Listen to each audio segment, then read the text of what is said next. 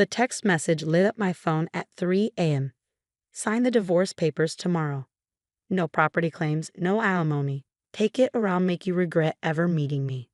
I stared at the screen, my hands steady despite the late hour. After 15 years of marriage, this was James' idea of an ending. A threatening text message while he lay in bed with his mistress. My name is Olivia, and at 42, I never expected to be starting over. But here I was sitting in my home office surrounded by the evidence of my husband's betrayal, carefully collected over the past year. I typed back a simple response, check your email. Within minutes, my phone exploded with calls. I let them go to voicemail, each one more desperate than the last. James's voice grew increasingly panicked as he realized what I'd sent him. Dozens of videos from our home security system, all carefully timestamped and archived. Olivia, pick up the damn phone. He shouted in his latest message. You had no right to record private conversations. But I did have the right. It was my security system, installed in my home after I first suspected something was wrong. The cameras had captured everything. James and his mistress, Vanessa, planning how they forced me out. Their careful schemes about hiding assets, their discussions about making me seem unstable to gain an advantage in the divorce. She'll never fight back, Vanessa had said in one clip, lounging on my couch while I was supposedly at my sister's house. James says she's too afraid of confrontation. They'd underestimated me. Badly. Another text from James. Delete those videos now. You're violating our privacy. I smiled, remembering all those nights I'd spent cataloging their conversations, building my case while they thought I was oblivious. James had always treated me like I was naive, too trusting. He never realized that trust and stupidity aren't the same thing. The next morning, I walked into our kitchen to find James waiting, his face flushed with anger. Gone was the confident man who'd threatened me via text just hours ago. In his place stood someone who finally realized he wasn't in control. What do you want? He demanded, his voice hoarse. I poured myself a cup of coffee, taking my time to respond. I want what's fair, James. Nothing more, nothing less. Those recordings won't hold up in court, he said, but his voice wavered. My lawyer says. Your lawyer hasn't seen them yet, I interrupted calmly, but mine has. Along with the offshore account statements, the property transfers to Vanessa's name, and the correspondence with your banker about hiding our joint assets. His face went pale. How did you find out?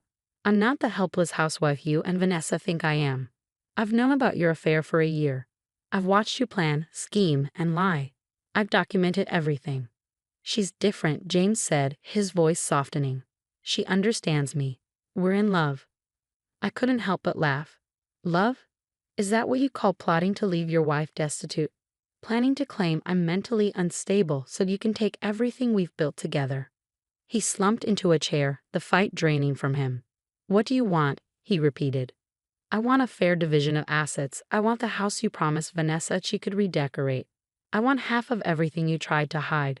I took another sip of coffee, and I want you to remember something, James. You didn't marry a fool. You married a woman who loved you enough to trust you, but was smart enough to protect herself. My phone buzzed again. Vanessa this time. I showed James the screen, where she was demanding he handle me before I ruined everything. Her messages grew increasingly frantic as he didn't respond. She's 23, James, I said softly. Did you really think she wanted you for your charm? Or was it the lifestyle you promised her, the lifestyle you planned to steal from me? He buried his face in his hands, and for a moment I saw the man I'd married 15 years ago. But that man was gone, replaced by someone who'd rather threaten and scheme than face the consequences of his actions. I'll have my lawyer send over the revised divorce agreement today, I said, standing up. One that reflects a fair division of everything. All the properties, accounts, and investments, including the ones you thought I didn't know about. As I walked out of the kitchen, James called after me, How long have you been planning this? I turned back, meeting his eyes. Since the day you started planning against me. The difference is, I did it to protect myself. You did it to destroy me. Remember that when you're signing the papers. The look on his face told me he finally understood. He hadn't married someone he could bully into submission. He'd married someone who knew her worth and had proof to back it up. Part 1 ends with me walking away, leaving James to face the reality that his carefully constructed plan had crumbled. His phone kept buzzing with Vanessa's messages, but we both knew everything had changed. The next few weeks would reshape both our lives, but only one of us was prepared for what was coming. The next few days unfolded like a carefully choreographed dance. James moved out, taking only his personal belongings after my lawyer made it clear that removing anything else would result in immediate legal action. The security cameras captured him explaining to Vanessa in our driveway why they couldn't start moving her things in as planned. "This is ridiculous," she shouted, loud enough for the cameras to pick up. "You promised me this house." You said she'd be too scared to fight back. I watched the footage later that evening, noting how James seemed to age years in just days. The confident man who threatened me via text was replaced by someone who jumped at every email notification, wondering what else I might reveal. My lawyer, Diana, called with an update. James' attorney reached out, she said, a hint of satisfaction in her voice. "They want to discuss a settlement." "I'm sure they do," I replied, thinking of the videos I hadn't sent yet. The ones showing James and Vanessa discussing how they claim I was unstable, planning to use my grief over my mother's recent death against me in court. "They're offering a 60-40 split in his favor," Diana continued. "Should I tell them where to stick that offer?" "No," I said, surprising myself with my calmness. "Tell them we'll meet. I want to see their faces when we play the rest of the recordings." The meeting was set for the following week. I spent the intervening days organizing more evidence, bank statements showing suspicious transfers, text messages James thought he deleted but had backed up to our shared cloud account, photos of him and Vanessa using our vacation home when I was supposedly there alone. My sister Kate came over the night before the meeting, bringing wine and her signature straight-talking support. "How are you really doing?" she asked, studying my face carefully. I considered the question while sipping my wine. "Honestly, I'm angry. Not about the affair, that's on him. I'm angry that he thought so little of me, that he and his girlfriend sat in my home plotting to destroy me. And now? Now I'm ready to show them exactly who they underestimated." The settlement meeting was held in Diana's office. James arrived with his lawyer and, surprisingly, Vanessa. She perched beside him in designer clothes I suspected were purchased with money from our accounts. "Before we begin," James's lawyer started, "my client is willing to be generous despite the unconventional surveillance methods used." Diana smiled, opening her laptop. Interesting choice of words. Before discussing generosity, let's review some footage from last month. The color drained from James's face as Diana played a video of him and Vanessa in our home office, going through my personal files. "The insurance policy has to be here somewhere," James was saying in the footage. "Once we have that, we can start building the case about her mental state." Vanessa shifted uncomfortably in her seat as her voice filled the room. "What if she fights back? She seems different lately, more confident." "She won't," James had assured her. "She's too afraid of being alone. Trust me, I know how to handle her." Diana paused the video. "There's more. Hours more. Should we continue?" James' lawyer cleared his throat. "Perhaps we should discuss a more equitable distribution of assets." "Perhaps we should," Diana agreed, pulling out a thick folder.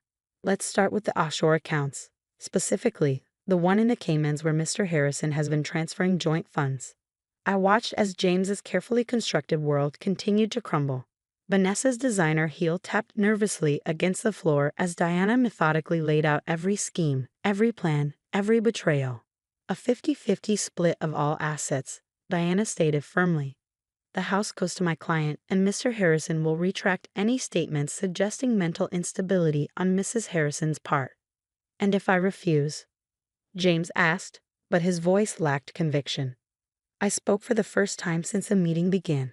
"Then we go to court, and I play these videos for everyone to see. Your colleagues, your friends, your family. Everyone will know exactly what kind of man you are." Vanessa stood up abruptly. "This is insane." "James, you promised me." "Sit down," James hissed, but she was already heading for the door. "You said this would be easy," she shouted. "You said she was weak." The door slammed behind her, leaving a heavy silence in the room. I met James's eyes across the table. "Sign the papers," I said quietly. "End this now, and those videos stay private. Drag this out, and I'll make sure everyone knows the truth." His lawyer whispered something in his ear, and James nodded slowly, reaching for the pen. As he signed, I realized this wasn't the victory I'd imagined during those long nights of collecting evidence. It felt more like the end of a long illness, painful but necessary for healing to begin. Part 2 ends with James signing the papers, his hand trembling slightly. The man who threatened me just days ago now couldn't even meet my eyes.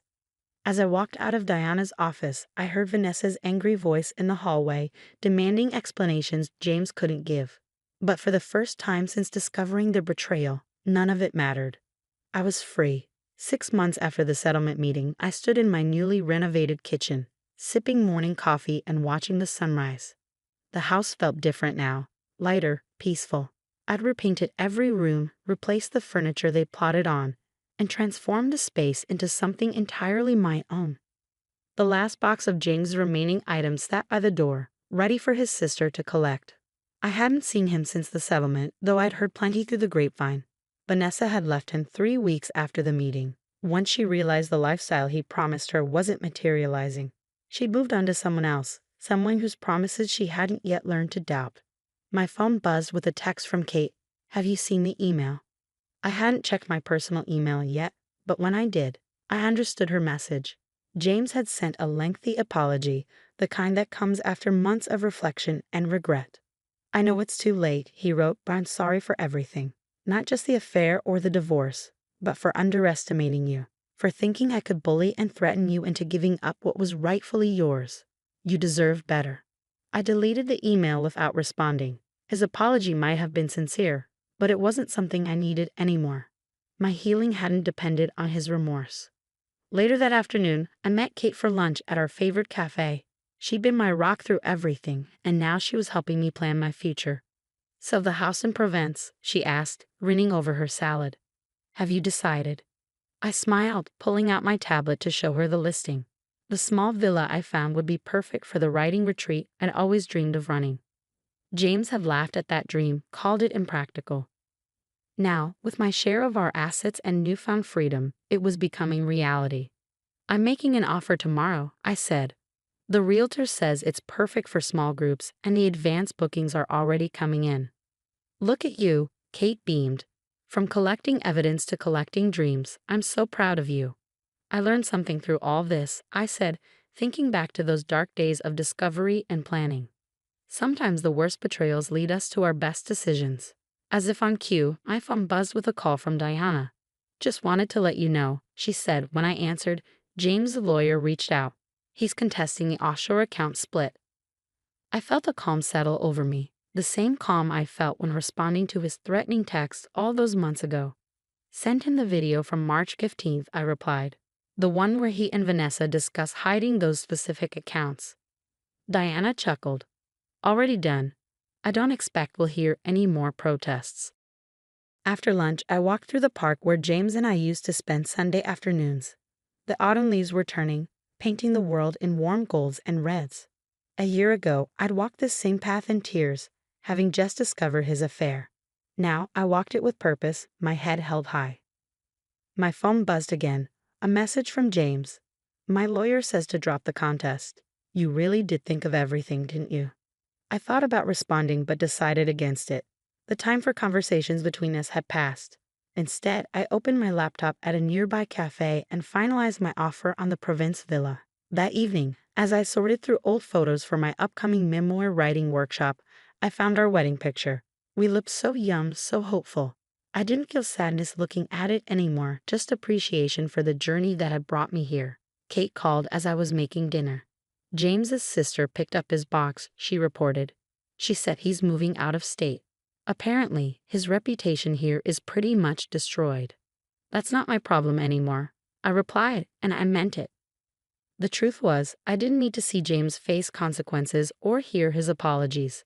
His betrayal had taught me something invaluable, that I was stronger than anyone, including myself, had believed. Every scheme he and Vanessa had plotted had pushed me to think smarter, plan better, and value myself more. As I finished my dinner on the patio, watching the sunset paint the sky in brilliant colors, I felt profound gratitude. Not for the pain or betrayal, but for the woman I'd become because of it.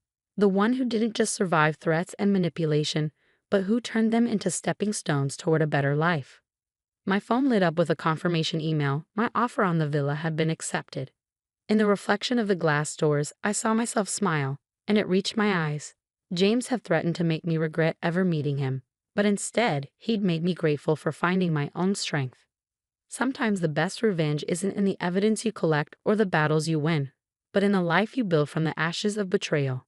Mine was just beginning, and it was more beautiful than I'd ever imagined.